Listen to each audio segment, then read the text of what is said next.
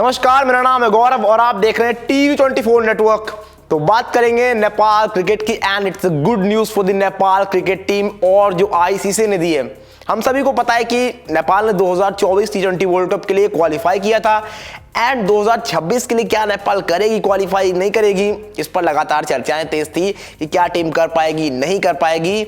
But यहां पर अब आईसीसी ने एक बहुत अच्छा जो नियम है, एक रूल है ना, वो निकाला है नेपाल के लिहाज से। आप देखोगे तो ये नेपाल क्रिकेट के लिए और एशिया के लिए बेटर होगा। इससे पहले हम देखते थे ना कि दो टीम आती थी, जो साउथ कंट्रीज होती थी ना वहां से आती थी, तो और एक अमेरिका, दो अमेरिका से आती थी, एक और दो आती थी जो आपका होता था ईस्ट स्पेसिफिक एशिया, वहां से आती थी और दो एशिया से आती थी। तो इस तरह कुल मिला के 7-8 टीमें आती थी। लेकिन अब जो है ना वो रूल थोड़ा चेंज कर दिया है आईसीसी ने और ये क्लियरली नेपाल को फायदा करेगा। एंड नॉट ओनली नेपाल, अगर आप देखोगे तो ये हांगकांग को, ओमान को, इन टीमों को भी फायदा कर सकता है। अब कैसे करेगा वो आपको बताते हैं एक करके। तो उससे पहले अगर आपने अभी तक चैनल को सब्सक्राइब नहीं किया है तो जल्दी से कर लीजिए। वीडियो पसंद आए तो लाइक करना बिल्कुल ना भूलें। अब बात करते हैं किस तरह से नेपाल को हेल्प करेगा ये।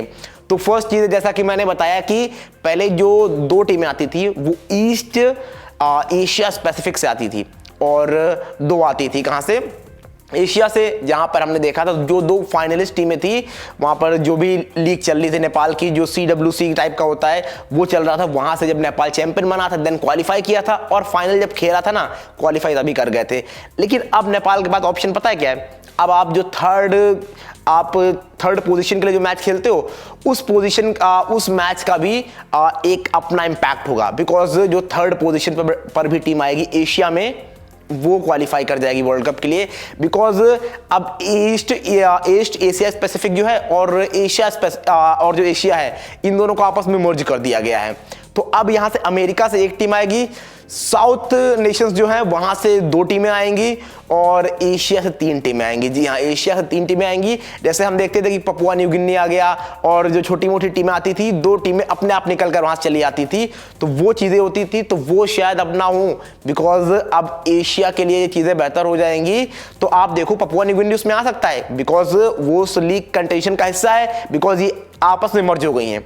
तो अब ये नहीं होगा कि नेपाल अलग से क्वालिफाई कर रहा है एंड पपुआ न्यू गिनी अलग से कर रहा है। हो सकता है नेपाल कर जाए, हांगकांग कर जाए और इसके साथ ओमान, ये तीनों ही कर जाए, पपुआ न्यू गिनी कर ही ना पाए। हो सकता है पपुआ न्यू गिनी भी कर जाए।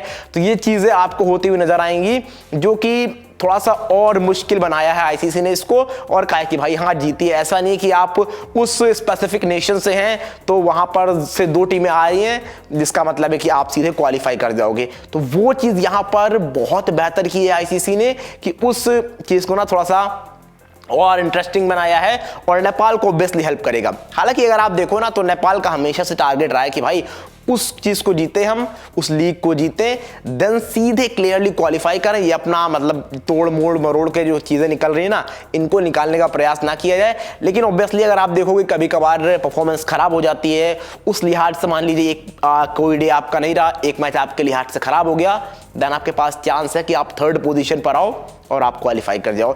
तो ये नेपाल के लिए बहुत बेहतर खबर है जो कि आईसीसी ने दी है और शायद आईसीसी भी समझ गया है कि नेपाल को आना चाहिए वर्ल्ड कप में। बिकॉज आईसीसी का भी प्रॉफिट होगा, because Nepal fans are just crazy, जिस प्रकार का पैशन है ना उनमें। तो ICC I think knows very well, that's why उन्होंने ये रूल निकाला है। तो फिलहाल के लिए ये कहानी है जो कि नेपाल फैंस के लिए बहुत अच्छी है कि वर्ल्ड कप के 2026 के लिए क्वालिफाई करना उनके लिए बहुत ईजी हो गया है फिलहाल। यहाँ से आप बताइए आप कैसे देखते हैं इस न्यूज़ को।